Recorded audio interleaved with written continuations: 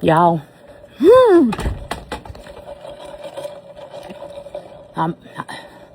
Heather's got it all nice and aesthetic out here. Welcome to the porch. Gather, laugh, relax. I need something. I really regret not drinking anymore. I haven't drank in over a week or so. I don't know. I'm not drinking anymore, but that's neither here nor there. We'll talk about that another time. Let me tell you, my dad, I got boogers. I hope not. I've been cleaning. I feel like my nose is crunchy. I ain't got a bronze, so I got to watch where I place this camera, okay? Listen here. I've been at my sister's house since the other morning. You know, we came in at 3 o'clock in the morning. We tried to sneak in. We tried to pick my hand shaking. I got to set this down because I'm shaking. I'm so mad right now. So we came in at like 3 o'clock in the morning. Everybody was like, let me clean this off. There we go. Dogs started barking, woke the whole house up, got Daddy going. I brought Joe in because I rehomed him to one of my good friends. And Joe was the dark-colored beagle. And he was all over my dad. My dad was freaking out over the dog. Maverick was making noise. My dad was freaking out over Maverick. It was just a big shit show when I came in at 3 o'clock the other morning. Woke the whole house up, made a grand entrance. Well, since then, my dad, you know, Maverick is, Cat, nobody wants to see your ballless butt. Get out of here. So, my dad's been on a kick since we've been here over Maverick. You know, he just looks at Maverick and he shakes his head. Maverick gets on his nerves. He don't understand Maverick. Maverick don't understand him. You know, Maverick's autistic. My dad has Alzheimer's. Or maybe he's just putting on a show. I don't know at this point. You know, and I don't care either. Because you don't come after my boy. So, my mom tried to take him home with her the other night so I could stay here and help my sister after the gender reveal cleanup and stuff. And I told my mom I'd be over on Thursday. Maverick wouldn't go with my mom. He's stuck up my crack. He's my Velcro baby. I mean, I know y'all think that he just adores Peg, and he does, and he loves her, but he is my baby. Well, we're in there just now. Maverick's made a little bit of a mess in Heather's living room. No big deal. You know what? It's nothing compared to what it could be and what we've been through. Those of you that aren't raising an autistic child like the whole spectrum, like the whole umbrella autism, you do not know what we deal with and what we go through and how we pick our battles. I cannot stress that enough. Well, Maverick was actually being good. He's been good since he's been here. He's been really good, very well behaved. Give him the remote, give him his iPad, give him his snacks, give him his drink, and you're good to go.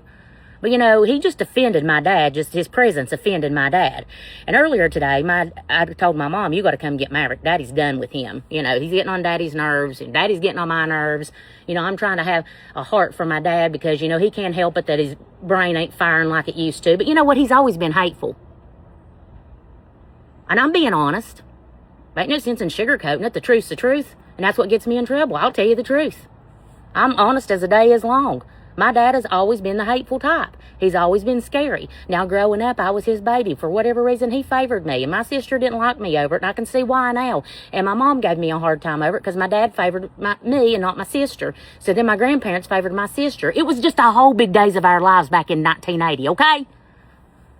I don't know why my dad favored me or liked me, but I was always excited. Like when he would want to take me fishing or he wanted me to go down the road with him and stuff, you know, I'd get excited. I'd be like, oh, you know, he's mean and he wants to take me somewhere. He wants to be nice to me.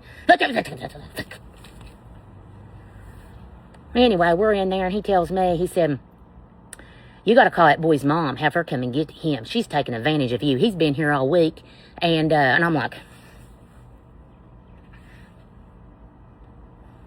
and she's probably not even going to pay you. So you're not even getting paid. You need to call his mother and tell his mother to come pick him up. His welcome is wore out here. So is yours, Ernie. So is yours. Come after my kid. Don't. And don't be like, you're being mean. He can't help it. Maybe he can't. That's still my child. And I don't care who you are. You come after my child. I don't care if you're my mother, father, sister, brother, uncle, aunt. I don't care. You're going to see the side of me where horns are coming out my head. That's my kid. He ain't got a voice. I got a voice. I'll holler. You'll know I'm his mother. You ain't going to pick on my kid. You ain't going to do it. And then somebody, when all this drama was going on back a couple months ago, I saw a comment on that person's page about me not being a good mom and I don't do good with him and all this and that. Well, you don't kiss my ass. You don't do it. You don't do it, do you? You don't, Debbie. That was your name, but you're not going to watch this because I blocked your ass, Debbie. I'm telling you what, Debbie is a new Karen. I said it before. I'm going to say it again. So my mom is here. My dad and mom went through a horrible divorce when it was my freshman year in college at Marshall. You know, when I blew the dorm up over the spider. So my mom and dad went through a horrible divorce. My dad was a raging alcoholic. My mom just moved on with her life. She said she stayed with her dad until me and my sister got out of school. My sister moved to Kentucky. She was living her life. Me and my sister was not close then. Me and my sister did not become close until after she had her first son. And then I kept stealing him. So we had to be close because I had her child all the time. She lived in Kentucky. I lived here. I would go get him and keep him. Me and my mom would. And she worked, you know, as a nurse, night shift. At the time I was in nursing school working out. I'll get on with the story when it'll land the plane. Anyway. So, where was I going with it? I'm so upset. I'm so upset at my dad right now. Okay, so him and my mom went through a horrible divorce. I mean, it was bad. They was in court fighting tooth and toenail. They was fighting over fingernail clippers. They fought over everything. Fingernail files. See, I'm not that person. When I'm done with you, I'm out. I'll leave it all. I'll leave the tea kettle. I'll leave the tampons. I'll leave my panties, my bras, my skincare. Just ask any of my exes. I just get up and I walk the hell up and out of there because I'm done. I stay until I'm done. I try until I'm done. I give it all I've got for years, and then I'm like, I can't do this anymore because obviously you're not giving the same effort I'm giving. Bye. And I just walk out with nothing. Start over. Well, now my mom and dad didn't. They fought for years in court. Finally, their divorce was final. Thank God and Greyhound. My mom had to buy him out, which meant they had to have their house appraised. They built that house with cash. My dad and her brother did when I was like in kindergarten. And we had plywood floors that my mom would paint to make it look like they was colored or tiled or carpeted or whatever. And we had cabinets with curtains on them forever. And, you know, I'd like to get back to that lifestyle. I'm just so over this lifestyle. You know, I'd like to live simpler. I'd like to live in a single wide trailer at the head of a holler with a box fan, not have central AC. I'll survive it. Can't afford the power. Anyway, you know, and so then that house had to get appraised 13 years later. And it was worth a lot of money. And my mom had to buy my dad out.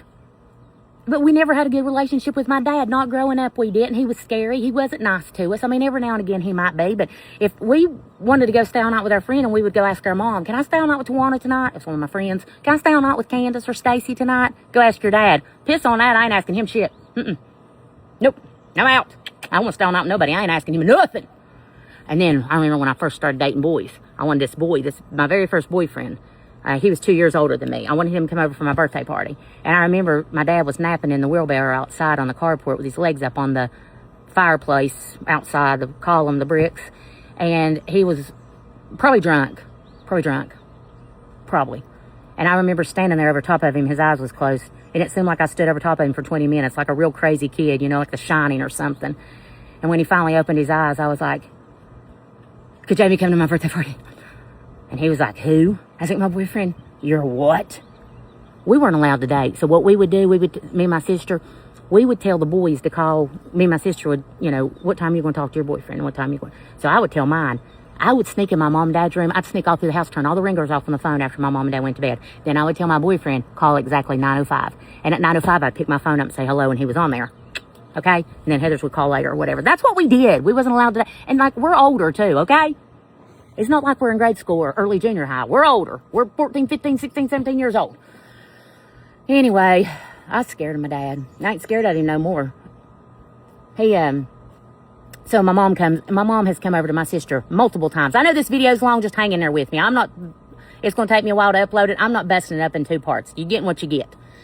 And my hand's still shaking. I'm mad. I'm getting over it though. So so my mom's come over here multiple times. My dad has no clue who she is because, you know, he's Looney Tunes now. He's Alzheimer's, Parkinson's, whatever.